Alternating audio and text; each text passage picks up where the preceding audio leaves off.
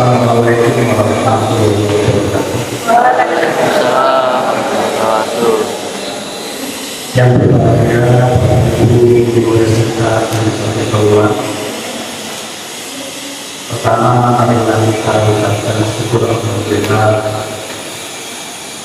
yang mana pada siang hari ini kita diberikan Al-Fatihah rahmat tempat sehingga bisa menghadiri acara in-house training guru penggerak SMK bisa terlalu yaitu Matita Hukumnya dan Budi.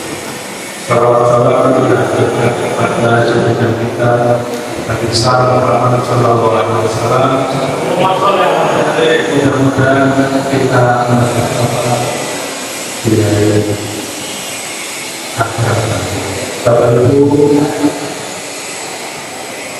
susunan acara pada acara siang hari yang pertama pembukaan, yang kedua menyanyikan lagu Indonesia Raya, yang ketiga sambutan para sahabat doa untuk kemudian acara ini yaitu penyampaian materi house ini yang terakhir lainnya supaya acara kita mendapat kelancaran berbagai acara dan manfaat semoga kita berjalan dengan baik Al-Fatihah.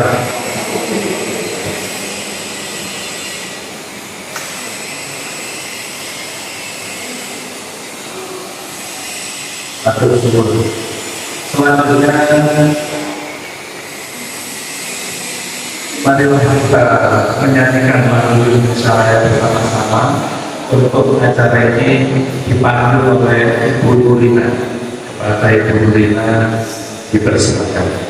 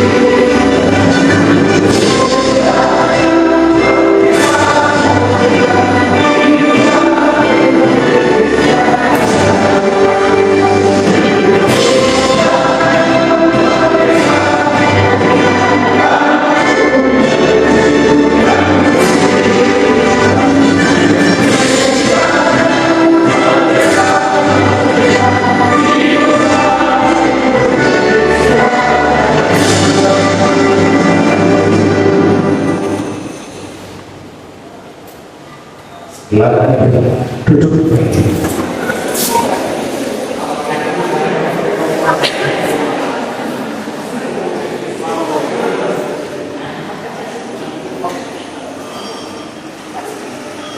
Acara berikutnya sambutan kepala sekolah karena hari ini ada kemauan, makanya untuk sambutan dilakukan pada warna kurikulum pada Agus dipersilakan.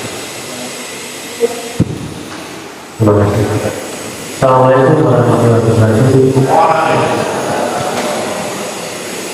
Saya berterima kasih kepada kita kepada khususnya dari ini sebagai PKP dalam acara ini untuk budaya politik. Sebelum saya ada beberapa hal yang ingin saya sampaikan dalam Pak Mungkin itu yang bisa saya sampaikan, mudah-mudahan manfaatnya. Mudah-mudahan hari ini juga spreading tentang budaya positif dan lancar. Kurang lebihnya mohon maaf. Saya akhiri. Assalamualaikum warahmatullahi wabarakatuh.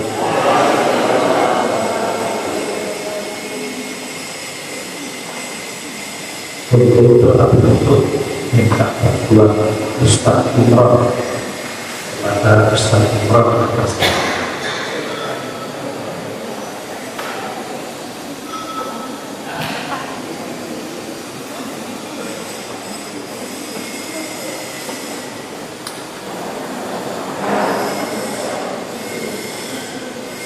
Bismillahirrahmanirrahim. Assalamualaikum warahmatullahi wabarakatuh.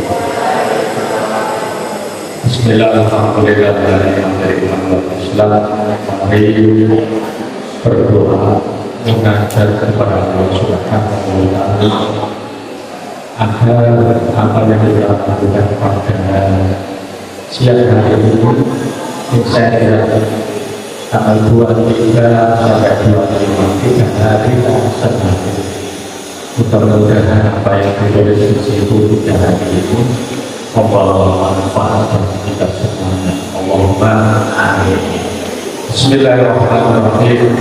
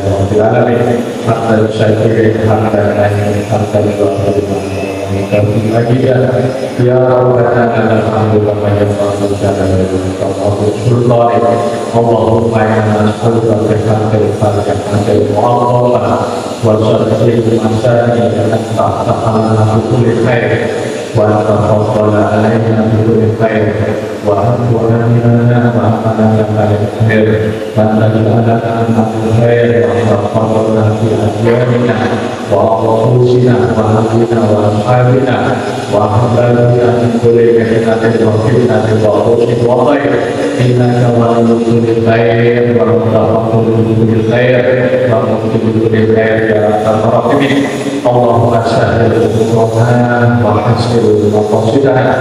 Allahumma sahil umrana wa hasil maqasidana. Allahumma sahil umrana wa hasil maqasidana. Allahumma yassir lana wa la tu'assir wa'afina bil khair. Allahumma yassir lana muskilah.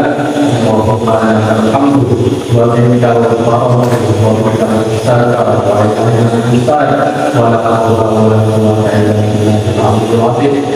Allahumma ya Allah, inna nas'aluka a'udzubika min ilmin la yanfa' wa qawlin la yanfa' wa amalin la yanfa' wa du'ain la yusha' wa qawlin sallallahu alaihi wasallam.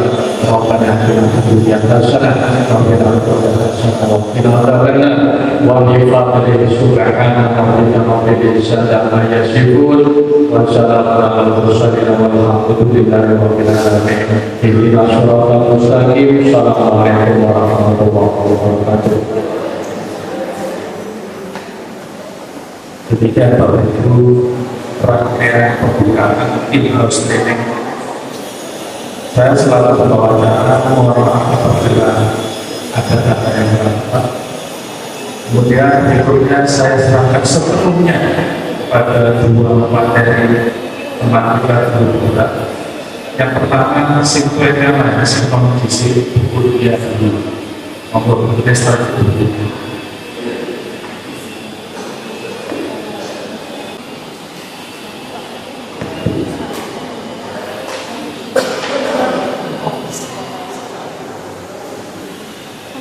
Assalamualaikum warahmatullahi wabarakatuh.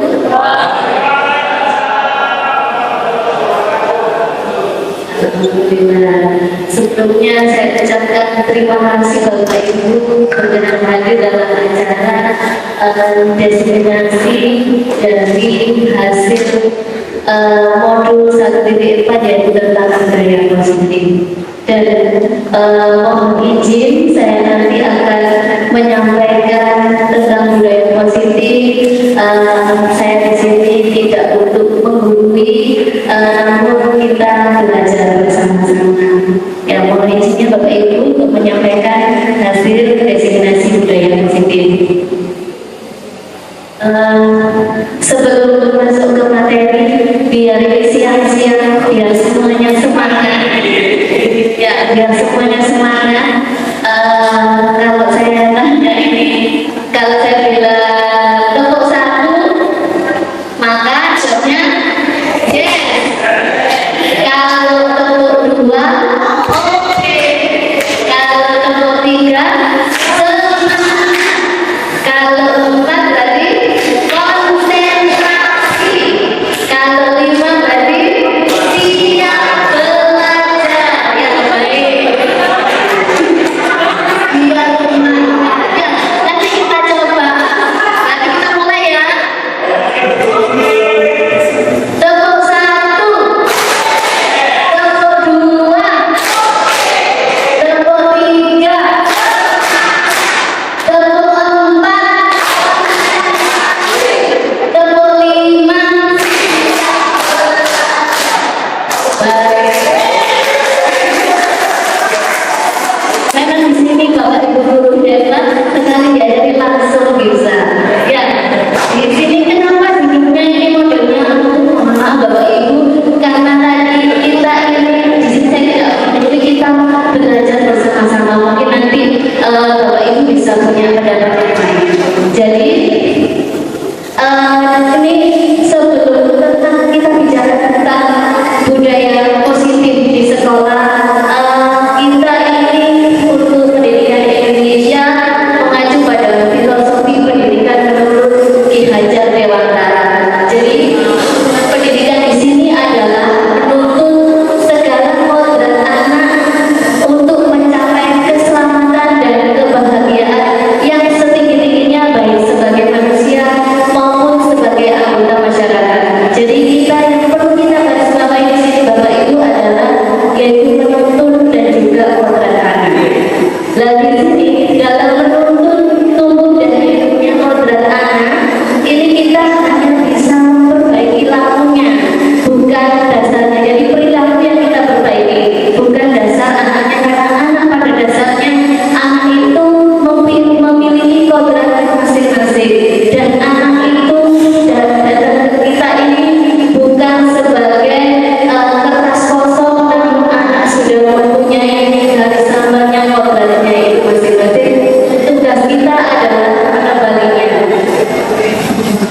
Dan di dalam kita menuntut laku anak atau pertumbuhan kodrat anak ini menurut Ki Hajar Dewantara, kita semua sebagai seorang pendidik ini diibaratkan sebagai seorang petani atau tukang kebun, dan anak-anak ini diibaratkan seperti biji tumbuhan yang kita semai dan di lahan yang telah disiapkan.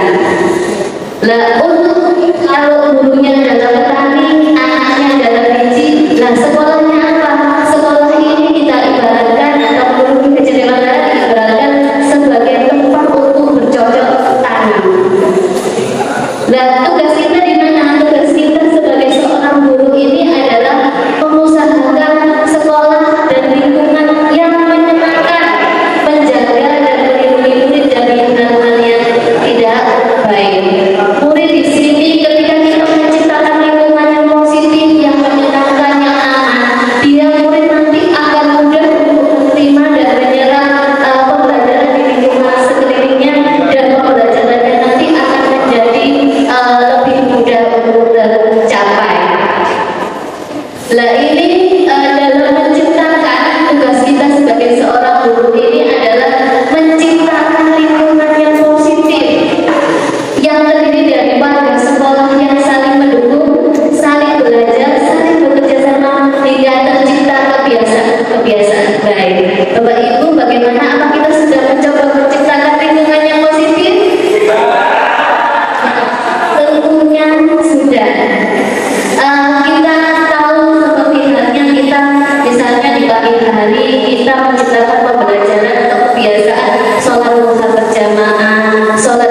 berjamaah. Ini adalah bentuk atau upaya kita menciptakan lingkungan yang positif dengan menerapkan kebiasaan-kebiasaan yang baik kepada anak.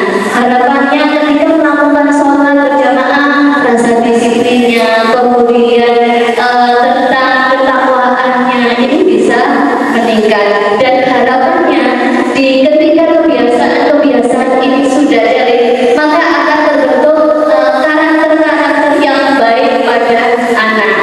Karena dengan adanya karakter yang baik pada anak, maka secara otomatis akan tercipta budaya yang positif di sekolah. Nah, ini kembali lagi Bapak Ibu bahwa budaya positif ini sangat mempengaruhi pada hasil belajar. Anak menjadi lebih bersemangat, anak menjadi lebih terasa di sekolah, dan tentunya potensi anak ini bisa dikembangkan. Dan kita sebagai seorang pemimpin pembelajaran, kita harus menyiapkan semuanya. Nah, ini pentingnya budaya positif adalah ini. Budaya positif yang kita terapkan kepada anak atau karakter-karakter ini bisa terbentuk dengan sangat baik di anak-anak. Ini Bapak Ibu, dalam kita sebagai seorang pendidik atau seorang guru, dalam menerapkan budaya positif ini, kita harus memiliki pengetahuan yang pertama, yaitu menerapkan disiplin positif. Yang kedua yaitu mengetahui motivasi perilaku manusia. Yang ketiga bisa membedakan hukuman, konsekuensi, dan juga restitusi. Yang keempat adalah mengetahui posisi kontrol guru, dan yang kelima adalah bisa menerapkan keyakinan kelas. Yang terakhir adalah bisa menerapkan segitiga restitusi. Sebelum kita masuk ke materinya, ke materi ini, kita bermain dulu, yaitu coba lakukan. Mungkin bisa diwakili Pak Sauki, ada dua peran A dan juga peran B. Hanya Pak Sauki jawabnya pertanyaan B. Ya, peran A ini adalah mungkin bisa Bapak Haki atau Bu Sri Dayani sebelahnya. Ya, di peran A ini oleh Bu Sri Dayani, yaitu Bu Sri Dayani nanti ini mengembangkan tanah yang diibaratkan di jalanan ini ada hal yang berharga buat Bu Sri Dayani, dan Bu Sri Dayani harus mati-matian menjaga kepalanya agar tidak terbuka dan diketahui oleh Pak Sauki. Dan Pak Sauki tugasnya adalah mencoba segala cara Pak Sauki, ya, membuka kepala Bu Sri Dayani, dan dengan cara bujuk, boleh menghati, boleh mengintimidasi, boleh memarahi, menggoda, terserah Pak Sauki. Yang penting bisa terbuka. Ya, monggo.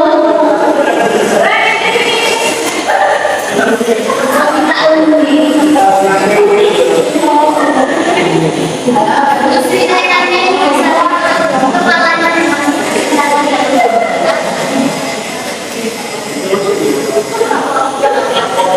ada yang berkata di tangannya Sri Dayani. Mau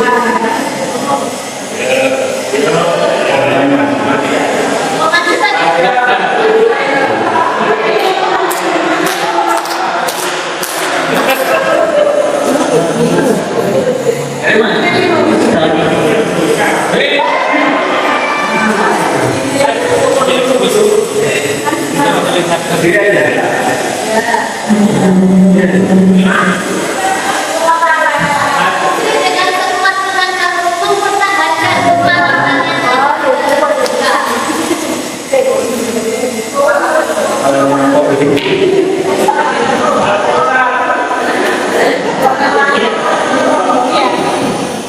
Saya harus membujuk Bu Sri Dayani untuk supaya membuka.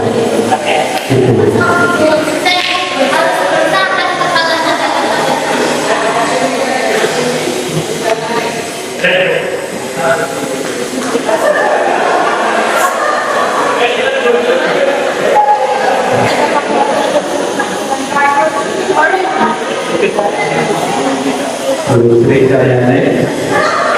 Apa itu? Sesuatu dapat juga begitu.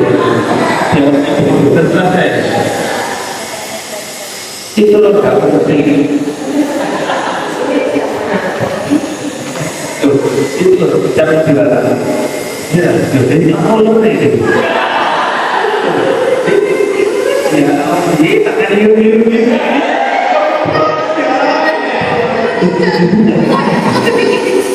Ini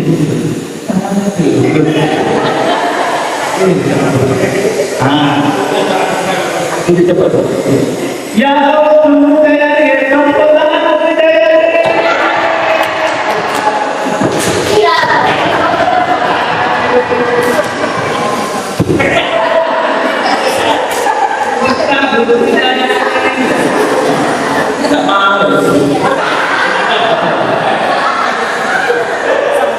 Terima kasih Pak Sarki dan Ibu saya.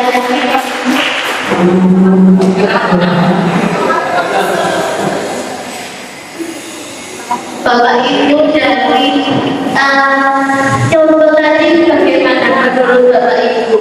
Apakah kira-kira siapa yang mengontrol tangannya Bu Sri Cahyani untuk terbuka atau tertutup? Ya, Bu Sri sendiri. Pada dasarnya ini yang kita lakukan kepada seluruh murid kita Bapak Ibu. Jadi seluruh anak-anak ini pada dasarnya bisa kita kontrol kalau orang yang mau. Tadi misalnya Bu Sri disuruh tepuk tangan sama Pak Somi pasti terbuka tangannya. Ya, tapi Bu Sri tetap gak mau. Tadi ada kontrol dirinya padahal Pak Somi sudah berusaha dengan keras untuk membukanya. Jadi alasannya kontrol diri Bapak Ibu. Kontrol diri anak-anak itu harus tumbuh dari dirinya. Jadi kita tidak bisa mengontrol anak-anak ini tadi kalau anaknya tidak mengizinkan kita untuk mengontrolnya. Hal ini sesuai dengan teori kontrol yang diurut oleh Dr. William Brenner, yaitu teori Dr. William Brenner ini ada 4 teori kontrol, yaitu ilisi guru mengontrol murid. Di sini pada dasarnya murid ini seperti yang saya bilang tadi mau membuka atau mau melakukan sesuatu kalau murid itu mau melakukannya. Jadi itu seperti illusi kita seolah-olah memang punya kendali atas murid, tapi pada dasarnya muridnya sendiri ini yang bisa menentukan mempunyai kontrol dirinya tadi. Yang kedua adalah ilusi bahwa semua penguatan positif efektif dan bermanfaat. Bagaimana ini Bapak Ibu? Penguatan positif ini bisa bermanfaat misalnya dalam bentuk penghargaan atau mungkin hadiah. Ini mungkin kita anggap itu adalah sebagai penguatan yang efektif. Namun pada dasarnya kemurahan Bapak Ibu. Namun pada dasarnya dalam jangka waktu tertentu murid ini akan menyadari dan pasti akan menolak. Jadi kembali lagi bahwa itu kontrol dirinya. Kemudian yang ketiga adalah ilisi bahwa kritik dan membuat orang merasa bersalah dalam menguatkan karakter. Kan ada beberapa mungkin dari kita atau dari orang lain, ada anak ini tak kritik biar anak ini semakin kuat, anak ini biar semakin percaya diri. Namun dari teori kontrol ini, dari dengan kita mengkritik ini memberikan anak-anak ini pada merasa buruk dan merasa bersalah. Jadi rasa percaya diri anak-anak ini kurang. Jadi ini sebagai ilusi. Kemudian yang keempat adalah ilusi bahwa orang dewasa ini memiliki hak untuk meraih, untuk memaksa. Seperti kita masalah arek-arek pasti manut dengan kita. Nah ini pada dasarnya ketika memaksa dalam waktu jangka panjang ini akan berdampak jelek untuk psikologis dari pendidikan, yaitu anaknya mungkin akan lebih ada permusuhan, anaknya menjadi lebih agresif. Ini teori kontrol Bapak Ibu. Dengan adanya keempat teori kontrol ini, mari kita sadari bahwa diri kita ini tidak bisa mengontrol orang lain. Diri kita lah yang bisa kita kontrol.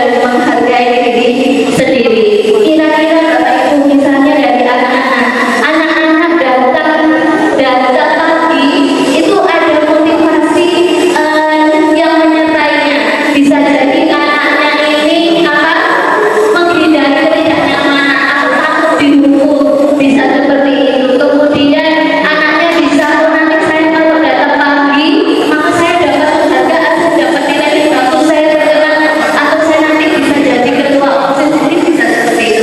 Yang ketiga adalah bisa menghargai diri dan menemukan nilai-nilai yang dia ini. Nah ini adalah yang paling motivasi yang tertinggi, yang terendah itu yang pertama Bapak Ibu.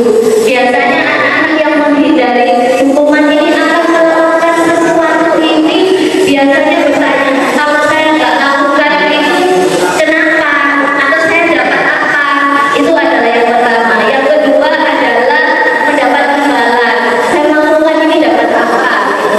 Dan yang terakhir adalah motivasi yang paling tinggi. Jadi ini adalah motivasi dari dalam. Yang pertama dan kedua ini adalah motivasi eksternal, dan yang terakhir adalah motivasi internal. Nah anak-anak ini, murid-murid kita semuanya ini kita dorong untuk memiliki motivasi internal. Nah ini sebelum kita materi lagi Bapak Ibu, sedang apa kita? Jawabannya bersenang senang. Ya, sedang apa kita? Tepuk tiga. Semangat. Ya. Tepuk tiga. Berarti kita lanjutkan materinya. Di dalam di sini materi berikutnya adalah tentang hukuman, konsekuensi dan juga restitusi. Ini semuanya kira-kira sama atau berbeda Bapak Ibu? Ini berbeda. Nah ini kita sebagai seorang pendidik kita harus bisa membedakan hukuman, konsekuensi dan juga restitusi. Dan ini masing-masing dijelaskan Bapak Ibu. Untuk hukuman ini adalah mendisiplinkan murid ini dengan menghadirkan paksaan dan kita menunjukkan tampilan kekuasaan atas murid ini. Nah di dalam hukuman ini anak-anak tidak diajak untuk mencari pemecahan masalahnya. Akhirnya anak ini melakukan itu tapi tidak bisa belajar apa sih makna dibalik tanggung jawab atau melaksanakan hukuman itu tadi. Ini kalau hukuman. Konsekuensi di sini ini erat kaitannya dengan apa yang diterima dari suatu perbuatan, dan biasanya konsekuensi ini dilakukan karena sebelumnya ada kesepakatan Bapak Ibu. Jadi kalau yang tadi hukuman itu tidak ada kesepakatan, tapi kalau konsekuensi ini ada kesepakatan, dan hukuman juga menggunakan biasanya fisik. Kalau konsekuensi tidak, jadi dia adalah kesepakatan mana yang kamu langgar. Jadi ketika dia membuat kesalahan, dia akan bertanggung jawab dan sepakat untuk melaksanakan aturan yang berlaku. Mari kita menjawab bersama-sama dari soal ini. Mari kita praktekkan kira-kira ini termasuk mana yang hukuman dan mana yang konsekuensi. Saya baca yang pertama, lari mengelilingi lapangan basket 2 kali karena terlambat hadir di sekolah. Konsekuensi atau hukuman Bapak Ibu? Yang kedua, membersihkan coretan yang dibuatnya di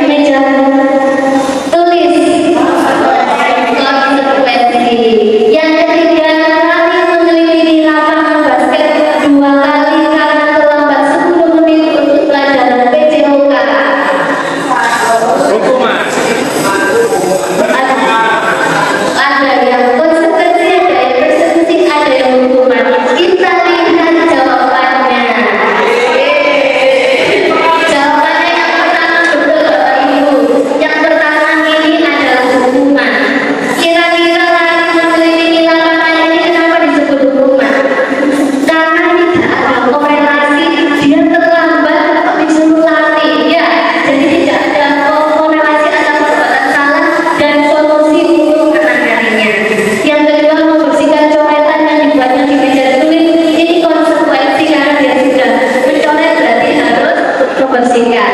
Lalu yang ketiga, kenapa ini konsekuensi? Karena lari mengelilingi lapangan basket 2 kali karena terlambat 10 menit untuk pada pejikokan. Ini menggunakan fisik, biasanya kan harusnya hukuman ya. Tapi ini pelajaran pejikokan. Ya, jadi temannya ini sebelumnya sudah lari duluan. Anak yang terlambat dia lari duluan untuk pemanasan dan melanjutkan ke pembelajaran berikutnya.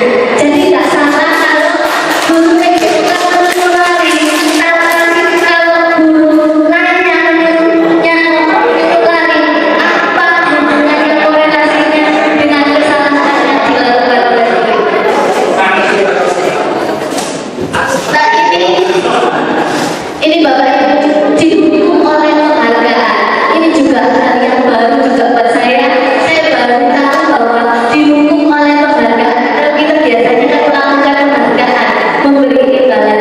Nah ini menurut Antikon, ini mengumpulkan baik penghargaan maupun hukuman ini adalah cara mengontrol perilaku seseorang yang menghancurkan potensi untuk pembelajaran yang sesungguhnya. Jadi ini didukung oleh oleh penghargaan. Jadi sebenarnya tidak boleh kita memberikan penghargaan atau imbalan kepada murid karena ini menghancurkan potensinya. Jadi anak-anak ini terbiasa kalau misalnya saya nggak dikasih ini, dia nggak akan mau melakukan. Jadi tidak ada motivasi dalam dirinya atau motivasi internal yang muncul di dalam murid itu tadi. Jadi kita tidak boleh sedikit-sedikit memberikan ini juga tidak boleh. Lah kenapa kok bisa didukung oleh penghargaan ini? Alasannya penghargaan itu tidak efektif, yaitu tadi dia manja, ya kayak kok gak bulan, jadi tidak efektif. Kemudian penghargaan merusak hubungan. Bagaimana bisa dikatakan penghargaan merusak hubungan? Kalau ada yang diberikan imbalan atau penghargaan, muncul temannya itu rasa iri, jadi dia nanti bisa merusak hubungan. Kemudian yang ketiga adalah penghargaan mengurangi kecepatan. Jadi ada beberapa survei ketika sudah sering diberikan penghargaan atau permen marshmallow itu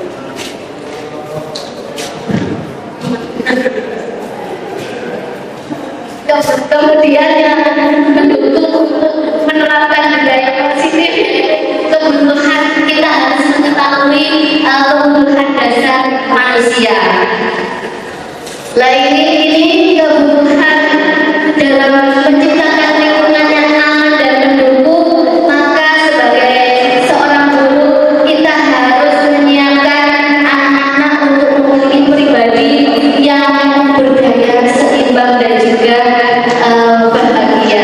Dan untuk mengetahui ini semuanya, sebagai seorang guru kita harus mengetahui perilaku dasar murid agar kita bisa menerapkan atau melakukan apa solusi dari ketika muridnya seperti ini. Itu ada keduanya. Lah apa lima kebutuhan dasar manusia? Kebutuhan yang pertama adalah kebutuhan bertahan hidup. Yang kedua, kasih sayang dan rasa terima, rasa diterima. Yang ketiga, penguasaan. Yang keempat, kebebasan. Yang kelima, kesenangan. Bapak Ibu, ini adalah 5 kebutuhan dasar. Misalnya dalam kebutuhan bertahan hidup, ini adalah rangkaiannya dengan kebutuhan fisiologi. Jadi dia hidupin apa, dia melakukan sesuatu itu kan bertahan hidup, mungkin makan, mungkin secara keuangan yang kurang. Jadi kita bisa menyikapi anak seperti ini harus kita apakan. Kemudian kasih sayang dan rasa diterima. Kalau ini nggak kasih sayang dan rasa diterima, ini wajib kita berikan. Ya, wajib kita berikan karena apa, pada dasarnya setiap anak, kalaupun anak itu cuek, pada dasarnya dia perlu kasih sayang juga, dia perlu merasa diterima, dia dimotivasi untuk dilakukan itu. Yang ketiga adalah penguasaan. Penguasaan seperti apa Bapak Ibu? Penguasaan ini ingin dia Pak, dia ingin dihargai. Aku harus melakukan ini, kok sih tak ditonton. Ini adalah bentuk penguasaan. Jadi anak-anak seperti itu harus diapakan. Sampai melakukan ini kok Pak dihargai atau bagaimana? Ini bentuk penguasaan. Yang ketiga adalah kebebasan Bapak Ibu. Pada dasarnya semua manusia butuh kebebasan. Jadi anak-anak mungkin dalam kita melakukan pembelajaran diberi kebebasan. Misalnya ketika presentasi kamu bisa menerapkan kebebasan itu, dia bisa dengan apa? Video atau dengan PowerPoint atau dengan gambar. Sekarang kita pembelajaran berdiferensiasi ini kan ada bisa membedakan anak kinestetik, anak auditory. Itu semuanya kita harus menawarkan ini senangnya bagaimana. Kemudian kesenangan. Kesenangan ini juga kita harus memberikan pembelajaran yang menyenangkan untuk anak-anak. Kita harus sebagai seorang guru harus inovasi, menerapkan pembelajaran yang menyenangkan, yang berpihak pada murid, yang aman. Itu Bapak Ibu. Dan ini kita tunjukkan kalau sudah ada jawabannya. Berarti ini ya, ibu guru bilang aku tidak boleh bersenandung sewaktu mengerjakan tugas. Katanya kelas harus tenang, tidak ada suara, kan nggak seru jadinya. Maka ini adalah bentuk perilaku kesenangan. Kemudian ibu guru tidak menyapaku hari ini padahal aku pakai tas baru. Maka dia butuh rasa dikasih sayang. Ya, perilaku kasih sayang dan rasa terima. Aku sebel gambarku tidak rapi, malah ibu guru menunjukkan ke teman-temanku di depan kelas. Ini adalah bentuk penguasaan. Dia mau diakui, mau kompetensinya dilihat. Yang keempat adalah aku bosan, masa belajarnya cuma gitu-gitu aja dan dengerin ibu guru aja. Maka ini kebebasan. Jadi ketika kita sudah mengetahui bahwa setiap anak ini mempunyai 5 perilaku dasar, maka kita bisa menerapkan pembelajaran atau sebagai pemimpin pelajaran, kita bisa menerapkan pembelajaran yang berpihak pada murid. Jadi Bapak Ibu, seperti yang saya ucapkan tadi bahwa di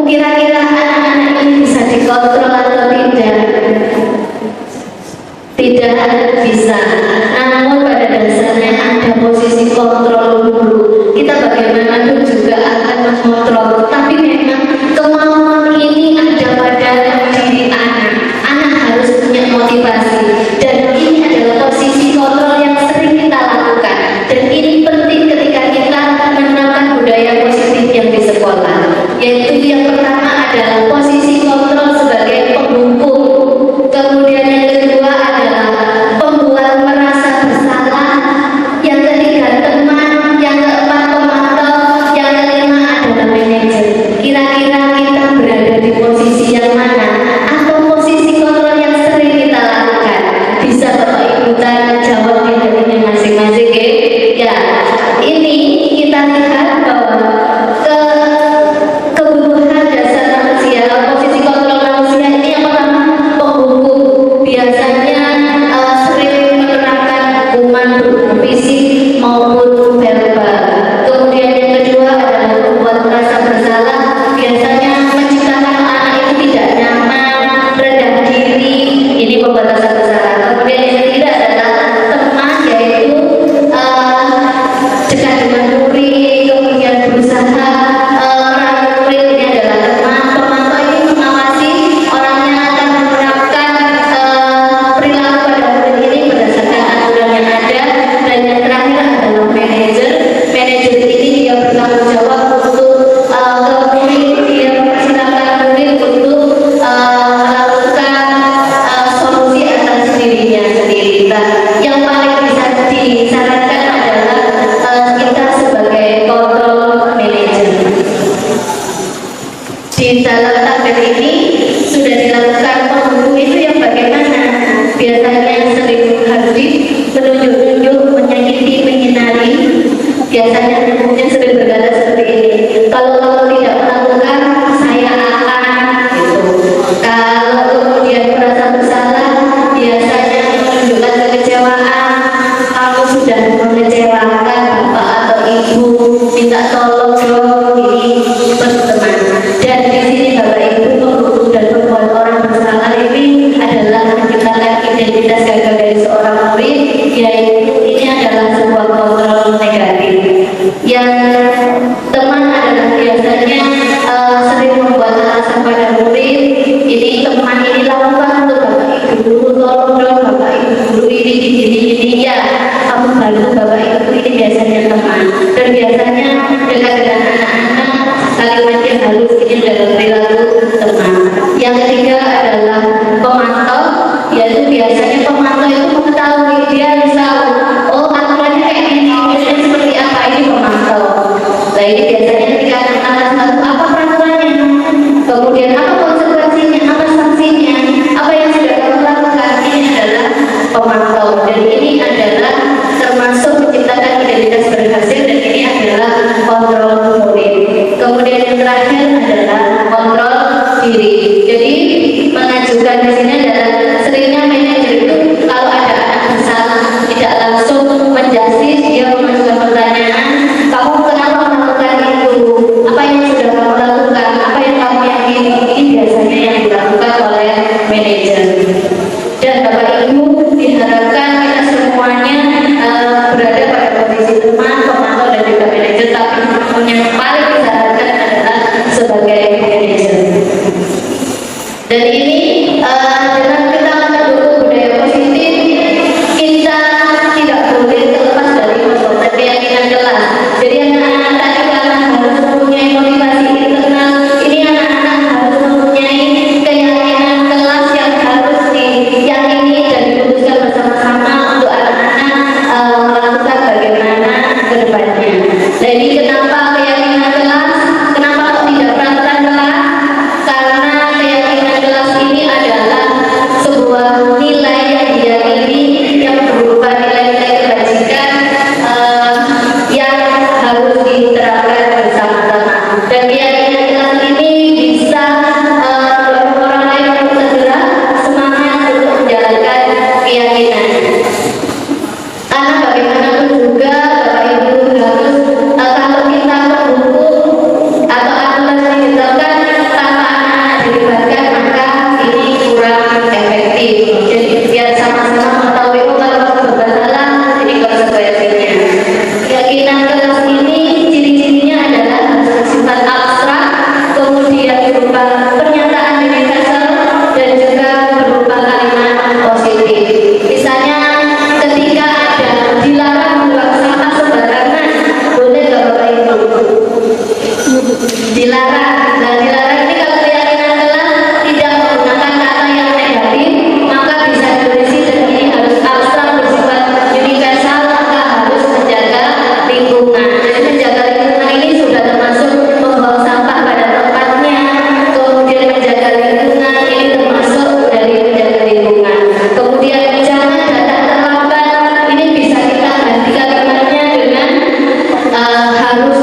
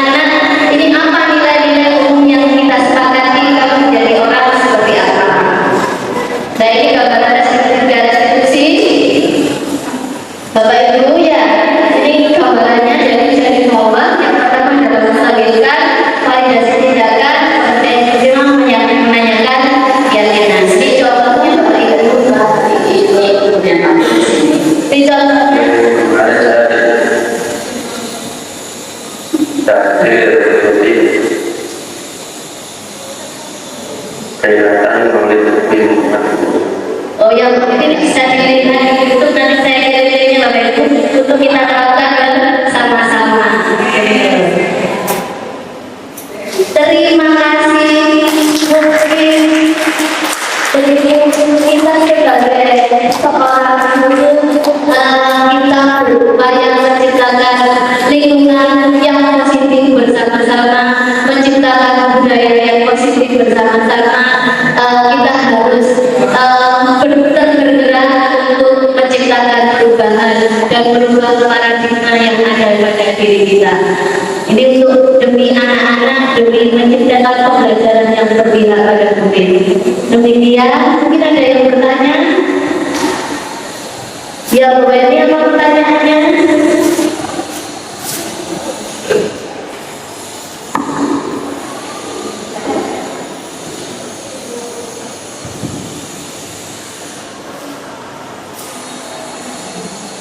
Terima kasih atas kesempatan yang diberikan terkait dengan pemaparan tadi terkait dengan budaya positif di sekolah. Salah satunya adalah disiplin siswa. Saya ingin menanyakan apabila kita menemui atau melihat siswa kita berperilaku buruk, bagaimana cara kita mengatasinya sebagai seorang pendidik? Terima kasih. Ini pertanyaannya saya kembalikan ke materi. Terima kasih Bu Eni, pertanyaan yang sangat bagus. Memang tidak semua anak itu punya perilaku yang baik. Semuanya pasti ada yang baik, juga ada yang buruk kita. Oke. Nah ini bagaimana kalau ada yang berlaku buruk? Nah ini mungkin dalam penerapan budaya positif ini kita dalam penerapannya kita tidak boleh langsung menjudge anak. Kita menjadi pendengar anak dulu biar dia menceritakan kenapa kamu melakukannya. Jadi kita tidak boleh memotong anak-anak untuk bercerita dulu, baru kita mencari solusi bersama-sama dengan menerapkan segitiga restitusi atau menerapkan restitusi pada anak. Jadi anak diajak berdiskusi, berdialog, kenapa kamu melakukan itu, mungkin ada alasan sesuai dengan perilaku yang mendasari anak, mungkin ada alasan, dan kita sebagai seorang guru mendorong anak-anak untuk menciptakan solusi sendiri untuk mengatasinya. Demikian Bu Eni, bagaimana? Oke, terima kasih. Ya, Bapak Ibu di depannya sudah ada sticky note masing-masing. Mohon untuk penampilan saya hari ini bisa dituliskan umpan balik, yaitu dituliskan perasaan saya saat ini setelah mengikuti materi pembebasan hari ini, apa yang saya pahami dan selanjutnya saya akan dijawab di sticky note masing-masing dan kemudian didasarkan di situ. Terima kasih. Saya akhiri. Wassalamualaikum warahmatullahi wabarakatuh. Waalaikumsalam. Assalamualaikum warahmatullahi wabarakatuh. Waalaikumsalam warahmatullahi wabarakatuh. Bagaimana semuanya kabarnya? Baik. Alhamdulillah. Ya, nanti di pagi hari ini nanti saya akan membuat tentang keyakinan kelas. Sudah tahu tentang keyakinan kelas? Yang dikenal sekarang apa biasanya? Peraturan kelas. Ya, peraturan itu kan biasanya tata tertib, tidak boleh ini ya. Tetapi kalau keyakinan kelas ini berbeda. Keyakinan kelas ini nanti akan kita bentuk, yaitu nanti kesepakatan kelas atau rasa yang kita percaya dari kalimat-kalimat kebajikan. Jadi nanti di dalam keyakinan kelas, kalimat yang digunakan ini berupa kalimat positif. Ya. Jadi nanti tidak boleh bilang gini, dilarang datang terlambat. Nanti kita ganti. Kalau peraturan kan biasanya gitu. Dilarang datang terlambat ini nanti akan kita ganti dalam kalimat positif. Apa kalimat positif contohnya? Datang tepat waktu. Kemudian dilarang tidur. Berarti apa kalimat positifnya?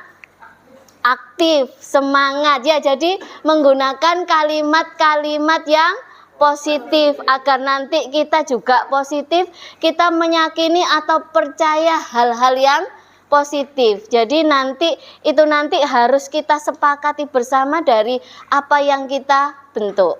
Ya, bisa dipahami?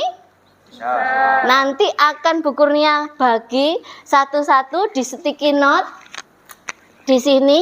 Nanti silakan dituliskan semuanya dalam bentuk kalimat apa?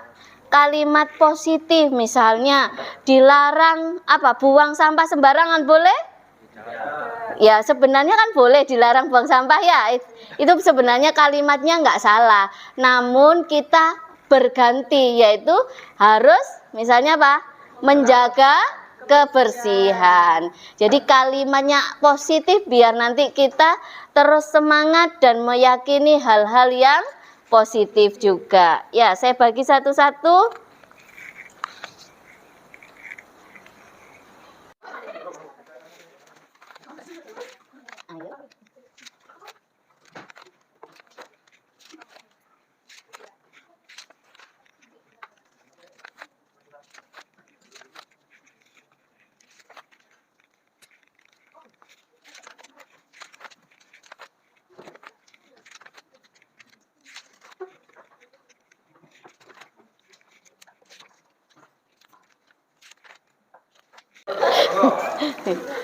Sudah nerima sticky note semuanya? Sudah. Sekarang silahkan dituliskan satu saja per anak ya, satu saja kalimat positif yang akan kita yakini bersama-sama ya. Jadi dituliskan, yang ini nanti akan menjadi keyakinan dan kesepakatan kita bersama.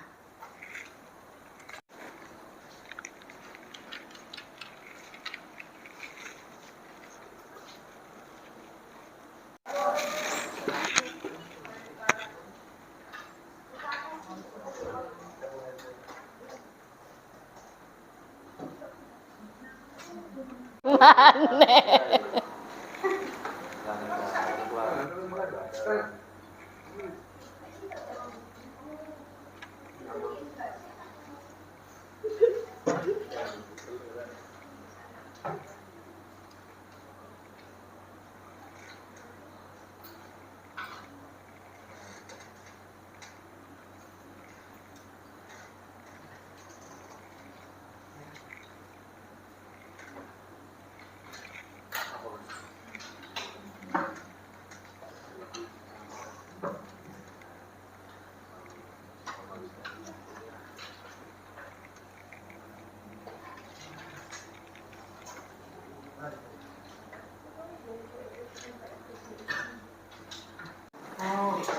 Sudah selesai semuanya menuliskannya?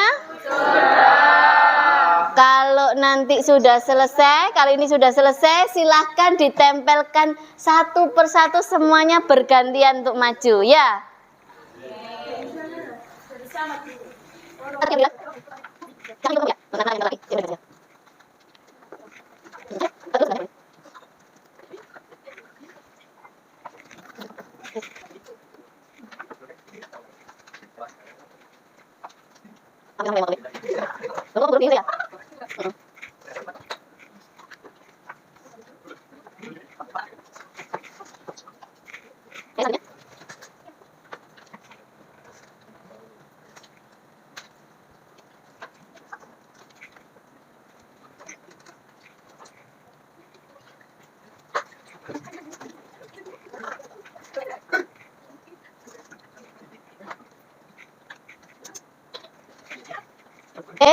Sudah semuanya? Sudah semuanya, ini kita bacakan ya. Nanti kita simpulkan bersama-sama keyakinan kelas yang akan kita sepakati. Ya. Yang pertama ini adalah duduk dengan tenang dan tertib. Kemudian ada yang bertanggung jawab atas apa yang kita perbuat, peduli sesama dan menjaga solidaritas, datang tepat waktu, menjaga kebersihan, menjaga kerapian, saling menghargai antar teman sekelas, teruslah semangat belajar, mengerjakan tugas tepat waktu, saling menghormati dan menghargai. Ini dua ya, sudah saling menghormati dan menghargai, ini sama. Semangat, kemudian ini semangat dalam belajar. Semangat ini dua double. Saling menghargai. Saling menghargai tadi sudah ada. Menghormati dan menghargai sama. Disiplin, disiplin tadi sudah ada? Belum. Saling membantu sesama teman, saling membantu sama menghargai dan menghormati sama tidak? Tidak, berarti kita biarkan. Kemudian bertanya jika tidak mengerti, mengerjakan tugas tepat waktu, dorong dirimu sendiri karena tidak ada orang lain yang akan melakukannya untukmu. Siapa yang sing nulis? Zainal lo ya. Ini dia punya apa? Harus punya motivasi secara apa? Intrinsik ya, jadi dalam dirinya. Kemudian ini semangat untuk mencari ilmu, sama ya, double ya, semangat ya. Jaga kebersihan, sudah ada double. Datang tepat waktu, sudah ada tadi? Termasuk disiplin nggak datang tepat waktu? Ya, masuk disiplin. Sekarang kita dapat ini.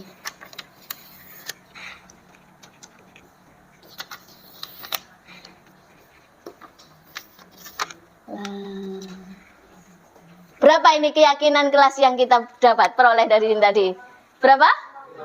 15 hasil dari keyakinan kelas yang akan kita sepakati.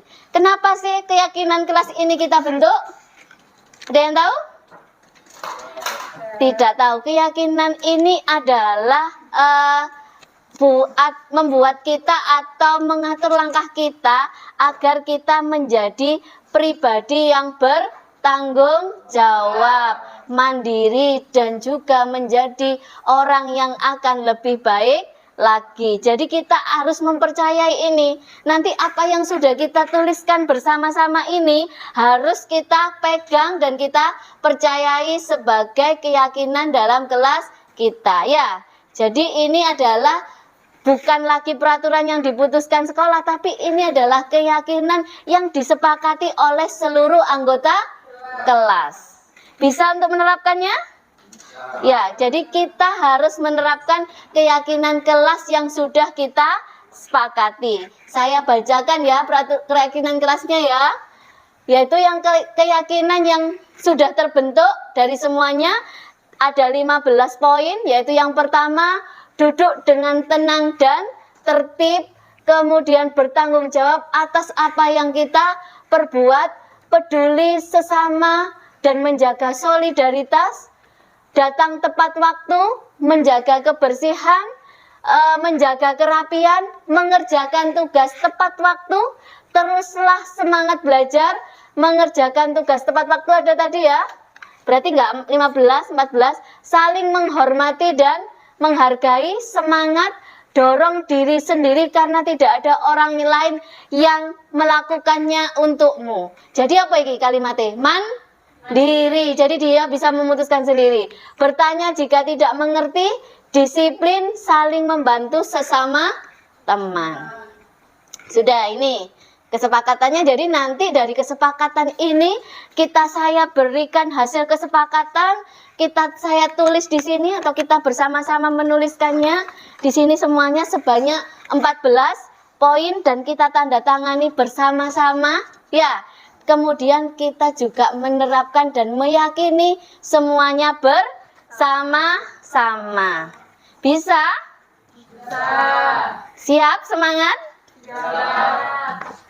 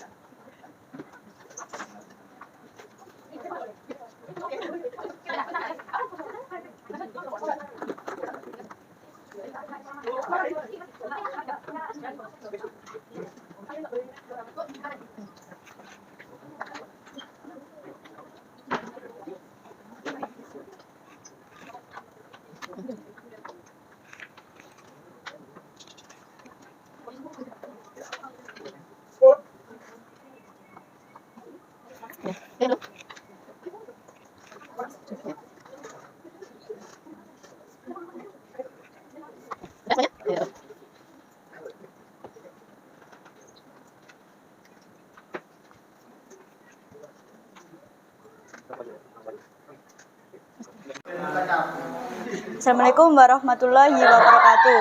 Perkenalkan, nama saya Indah Kurniawati dari kelas 12 TKJ 2. Saya akan menanggapi tentang keyakinan kelas. Jadi tanggapan saya yaitu, setelah membuat keyakinan kelas ini penting untuk kami agar kami menjadi pribadi yang lebih baik. Itulah tanggapan saya. Saya akhiri. Wassalamualaikum warahmatullahi wabarakatuh. Assalamualaikum warahmatullahi wabarakatuh. Perkenalkan, nama saya Ica Afila, saya dari kelas 12 TKJ 2. Dan saya di sini akan memberikan tanggapan tentang keyakinan kelas.